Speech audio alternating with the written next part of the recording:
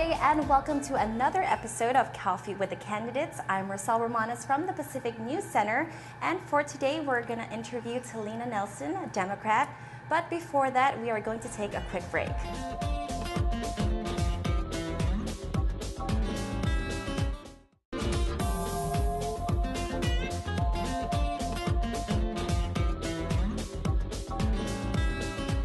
Welcome back to Coffee with the Candidates. Today we're here with Talina. Talina, thank you so much for joining us. Thank you, Rosal, for having me.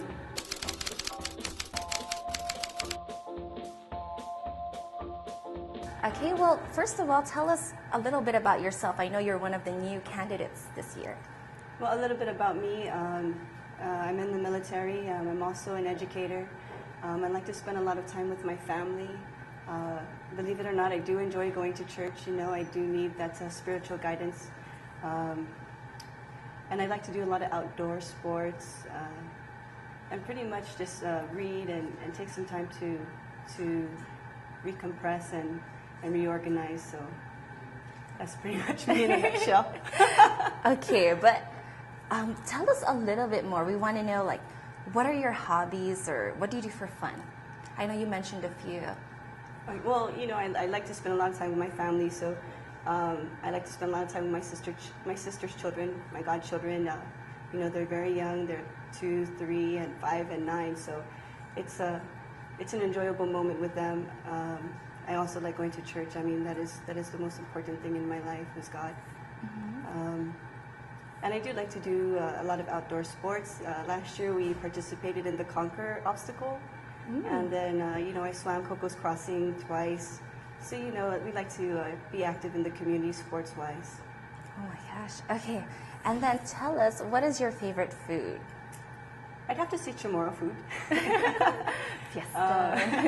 Yes, everything, you know, all the delicacies. I love the fish. I love the shrimp calaguin. You know, my mom makes a very good shrimp calaguin. It's the best I've had on island. So those are the delicacies I enjoy. Okay, how about for ice cream? What would you say is your favorite ice cream flavor? I'd like to say gelato, pistachio flavor, or Haagen-Dazs, macadamia nut brittle. They hardly ever have it, but when they do, I pig out.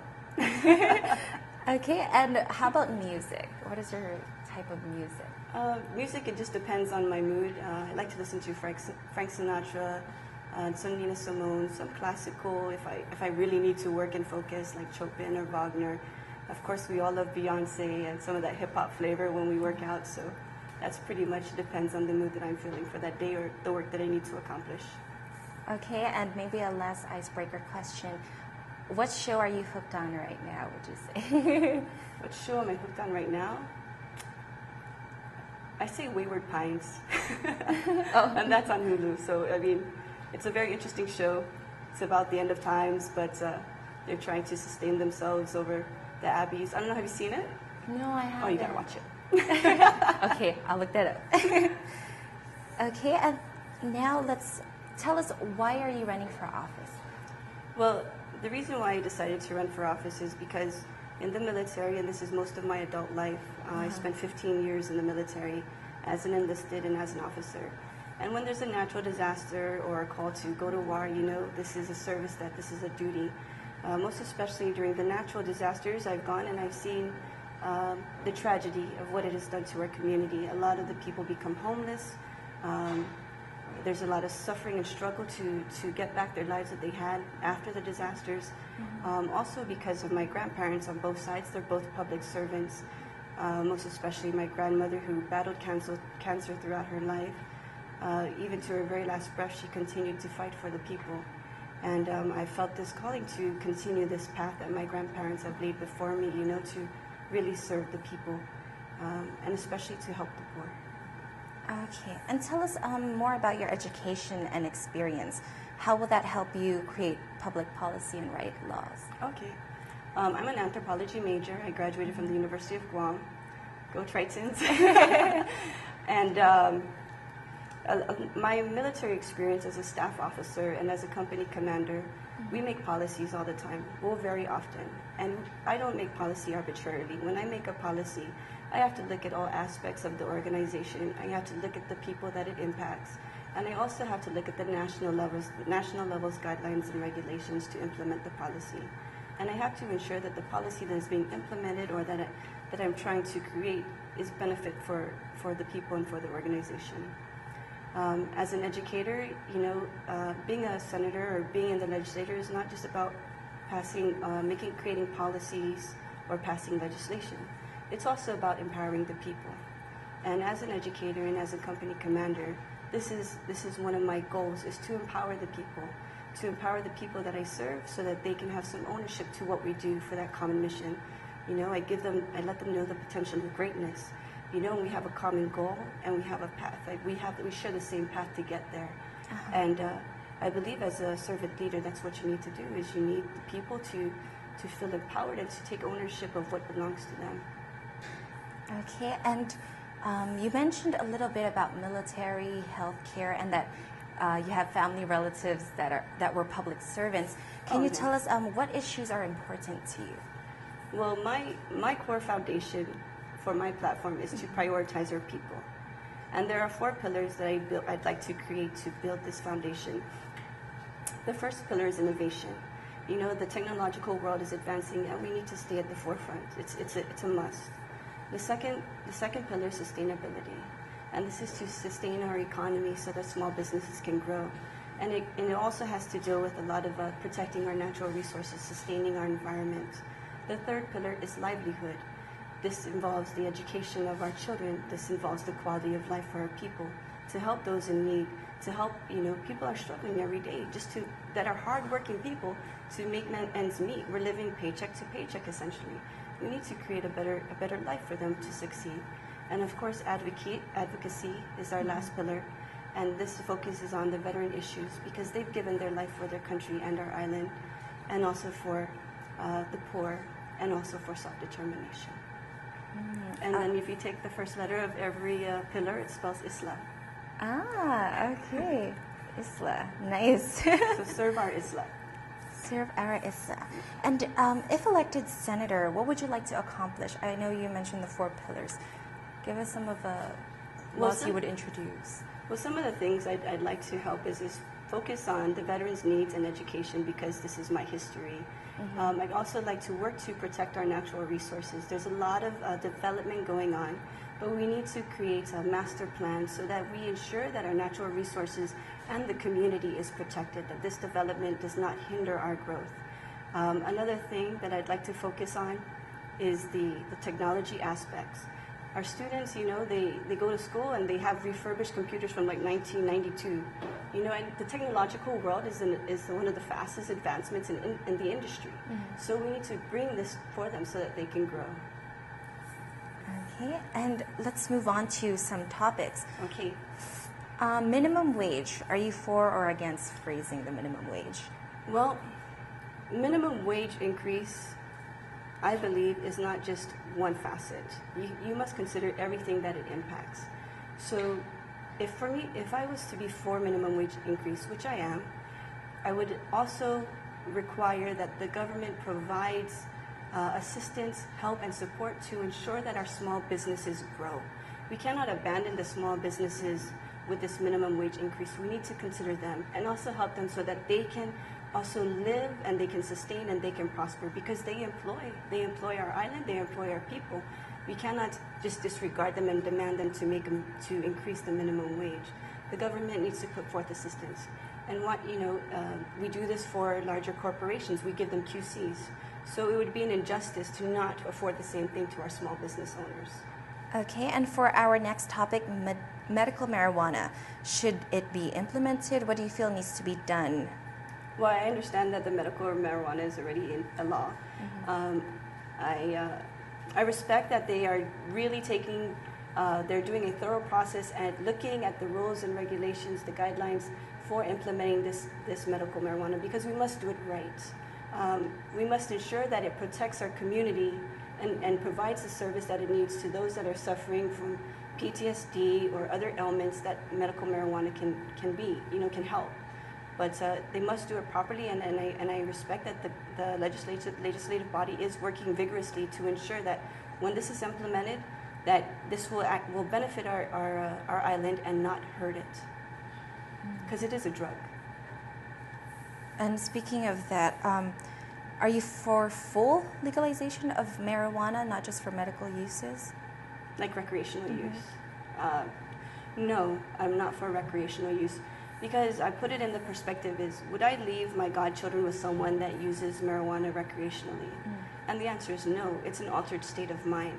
I would not risk their lives for the sake of someone that's using marijuana recreationally. And I really don't think that the dollar value can put a price tag on someone's life. Okay, and how about self-determination? How do you feel about that? Should we wait or should we do something about it now? Well, self-determination has been the grassroots movement since the 60s, so this is nothing new for us. But this is a monumental era for us because we're starting to see the government take action to fighting for the self-determination rights. I am for self-determination. I believe that Guam has the ability to grow as an autonomous government and as an autonomous people because we are an identity. We want to fight for what is ours, and there's a wealth of resources that is available to us, but is hindered because we are a colony of the United States. And tell us, Talina, why should people vote for you? Why should people vote for me? I wouldn't say that people should vote for me because for me that's kind of presumptuous, but I would ask that they would consider me and help me as their servant leader because in all of my actions that I've done, I live by this code to serve. And really, I understand my duty and what it means to serve, to put the people first, to put others' interests before mine, the willingness to sacrifice for the betterment of our island. And I'm willing to make that sacrifice. I'm ready to make that sacrifice for the people. Okay, well, thank you so much again for joining us, Talina. It was nice getting to know you. Well, coming up next, we have Senator Mike Nicholas.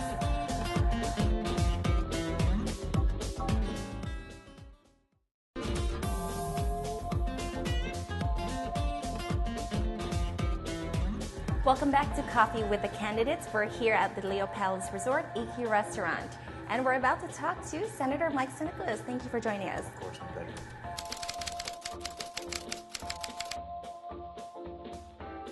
So first of all, tell us a little bit about yourself. Well, I'm running for my third term. It's been 2 terms already, and I'm hoping that the people of Guam will give me an opportunity to serve them again. I'm Michael Nicholas. I'm married to Catherine Nicholas. I have 2 kids. Originally from the village of Talafofo, residing in the village of Dedido now. And I really love the job I do for the people of Guam, and I hope I can have another opportunity to follow through.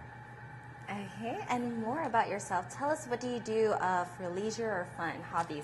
You know, the last time I sat down with you guys before the last election, I just told you that I basically just go to work and go home. You know, I promised my wife that the job will not take me away from the family, and really the only way that I can keep true to that is to really just have a real disciplined schedule, go to work, come home, and spend time with the kids. So that's pretty much what life is for me right now. They're your stress relievers. Yeah. And what would you say is your favorite food? I love Japanese food, so I'm glad we're in a Japanese restaurant. Yeah, it's wonderful. Okay, how about music? What kind of music do you listen to? I'm an oldies guy. Yeah, no, if you ride in the car with me, you kind of look at me funny because I listen to all the old music. The classics. Yeah. How about a show? Are you hooked on any show right now? Not really. I kind of just go on and see what's out there. You know, I mean, I'm the usual Walking Dead, Game of Thrones. Those are all entertaining. You know. Okay, and now that we know a little bit about yourself, tell us, why are you running for office again? Well, when I first ran for office, it's consistent with the reason why I want to run again, and that is I want to build a responsible Guam. In my background, before I ran for office, I was a financial advisor for almost 6 years, and I have a special skill set that's really valuable to the people because I'm able to evaluate different opportunities from a financial perspective. And right now, the way our government has been tracking and how it spends its money has not been very efficient. It hasn't been very good for the people of Guam. We've been seeing a repeat of a lot of the same problems, and it's because we don't really pay attention to how we invest the people's tax dollars. And so for me, I want to continue my service to the people of Guam if they'll allow me, because we have to continue to press to be responsible for the way we manage the people's resources. And I help bring some of that to the table in the discussions on the legislative floor.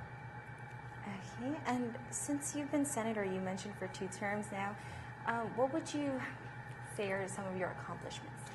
Well, when I first ran for office, and what everyone generally assumes is the yardstick by which you measure a senator's effectiveness is by how many laws they create or how many bills they pass. But I quickly found that if you go in there with a responsible mindset and you try to keep the organization from spending too much money, you don't make a lot of friends on the inside. Everybody wants to kind of push their agenda. And when you try and pull things back and say, we don't have the money for that, we cannot afford that, it gets a little difficult to move forward some of the things that you want to. So for me, I began to measure my success from a different yardstick, and that is more so by how I'm able to shift the mindset of the community with respect to what we should be expecting from our elected leaders. And in the past, we've always wanted our politicians to give us what we want as individuals, kind of satisfy us, and then these politicians will go around and do that for as many groups as possible, and then get reelected because they've made so many groups happy. For me, I want us to start developing the mindset where it's about our island, it's about the future that we're going to build and the opportunities we're going to have here. And it's not about necessarily what a politician does for you individually, it's about what we do for our community collectively.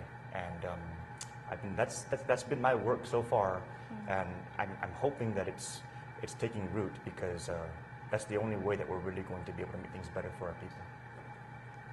Okay, and you mentioned you want to build a responsible Guam. Tell us what issues are important to you. Well, first we have to fix our finances. When I was researching some of our budgets over the years, when you go back maybe to the early 2000s, the government of Guam was operating on just a little over $200 million. Today, we're operating on almost $1 billion. We're spending roughly $700 to $800 million more after about 15, 20 years of government operations. And so when you really step back and you look at the gravity of that answer, it's kind of a wake-up call that, are we really investing our money and getting a return on that investment consistent with how much it represents in our community? So, we really need to invest our financial resources wisely. We need to be getting a result for every dollar that we put in, whether it's in healthcare, education, creating jobs, stimulating the economy. It's not just about making people happy all the time. It's about getting results for our island, and that's what we really need to be focusing on. And if you were elected again, give examples of legislation you would want to introduce.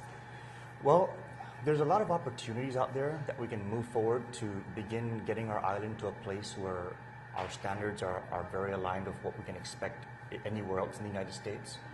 For example, I do have some ideas on how we can begin paying out tax refunds within 30 days. I do have some ideas on how we can begin getting the capital necessary for us to begin fixing our roads on the island. But the danger in moving some of these ideas forward when we don't have the discipline in our finances is too often elected officials see a dollar on the table and they want to grab it and get together with their friends and figure out how to spend it for their own purposes rather than for what the island needs. So for me, I think what we need to focus on is getting the right people into office with the right standards, so that when there's opportunities, it's not about which politician is able to get their way, it's about what is the agenda for the island. And so we need to begin setting a greater agenda for our island and not having everything happen just because somebody feels like that should be the priority and they have the votes to do it, So I do have a lot of ideas, but I'm very cautious about moving them forward because I'm afraid that they might get misused. And so right now for me, it's just about focusing on building that disciplined mindset, getting the community to understand that we need a different kind of leadership on our island, and delivering on that. And right now that means less spending. It means focusing resources where they're needed most. It means questioning why things are not happening and making sure that the accountability is there for the services to be provided for the people of Guam. Okay, Senator, let's move on to some topics. Tell us, are you for or against raising the minimum wage? That's a very delicate question. And the reason why, we have to break it down as to why we always ask that question. We want to raise the minimum wage so that our employees at the base level are able to enjoy a standard of living that has a level of decency that we would expect in a first world country. And we always want to make sure that we're able to provide that kind of decent way of life. Unfortunately, when you just narrow it down to the question of wages, we also have the risk of increasing the minimum wage to a point where things become more expensive. And some people will say that studies show otherwise, but there is definitely going to be a line in the sand where that's going to have an adverse impact. So I do support increasing people's standards of living. I think there might be other ways for us to explore doing that. But if we are going to be raising the minimum wage, we just have to make sure that we're not going to continue pushing the envelope until it starts hurting. Because once it starts hurting, it's already too late. So I think we just need to be very cautious. All right. And for the next topic, medicinal marijuana. Okay. Tell us how you feel about that. What should we do next? I think what a lot of people need to really focus on the question of medicinal marijuana is that we're talking about medicine. Okay? And so when we're talking about medicine, medicine has to have certain standards. And medicine has to have certain outcomes when it comes to treating patients. And a lot of times we're getting caught up in the conversation of who should be able to do what markets should be existing, should we be able to grow it ourselves or not. I want us to make sure we're staying focused on the medicine aspect of it. And the reason why is because maybe one day, maybe next year, maybe 20 years from now, we're probably going to have recreational marijuana, and that'll be another topic entirely. But if marijuana is medicine, and a lot of people believe it is, then we still need to make sure the medicinal qualities are intact and in place so that it can be treating people. And I want to make sure that that's the focus of what we're trying to do right now, the whole marijuana conversation that we're having. And if we get it right medicinally, then we can probably take it to the next level with our people. But let's first demonstrate to ourselves and to our community that we can get it right the first time. Okay, and more about treating patients and medicine. Right. Tell us about your take on healthcare. Well, healthcare on Guam has a lot of different moving parts to it. We have the private providers, we have the government, we have public health, we have GMH, we have uninsured patients, we have patients on Medicare, Medicaid, we have patients who have insurance. And in the end, what it boils down to with a lot of things on our island is resources. How we're allocating those resources and whether or not those resources are getting to where they need to go in order for our people to be able to get the services that they need. And right now, we do have some high need areas that are suffering in our community. The Guam Memorial Hospital has been one of those places that have been hurting repeatedly. And so we just need to make sure that our healthcare resources are getting where they're needed most. And I think that we need to begin focusing more of our healthcare resources on the Guam Memorial Hospital. Senator, tell us, why should people vote for you again? Well, I hope that people don't vote for me because of my signs or because they like me or anything like that. I think we should all be voting for senators because they represent what we want for our island. And for me, what I'm trying to represent for our community is us having the discipline necessary for us to be able to achieve the goals that have been escaping us for so many years. We always talk about education, we talk about health, we talk about public safety, but the resources are just not getting there in a way that reflects the outcomes that our people want. We've been on this merry-go-round for a while, and I'm hoping that the actions that I take, as difficult as they can be at times, not only for myself, but for some other people internally to be able to accept, I'm hoping that those actions are enough to help everybody realize that we have to do things differently. And if you want to keep doing things differently in a better way, in a responsible way, building a responsible Guam, I'm hoping I can keep being that senator for you. Okay, well, thank you so much again for joining us Thank and you. chatting with us. It's always a pleasure. Thank you. Well, thank you too for joining us for another episode of Coffee with the Candidates.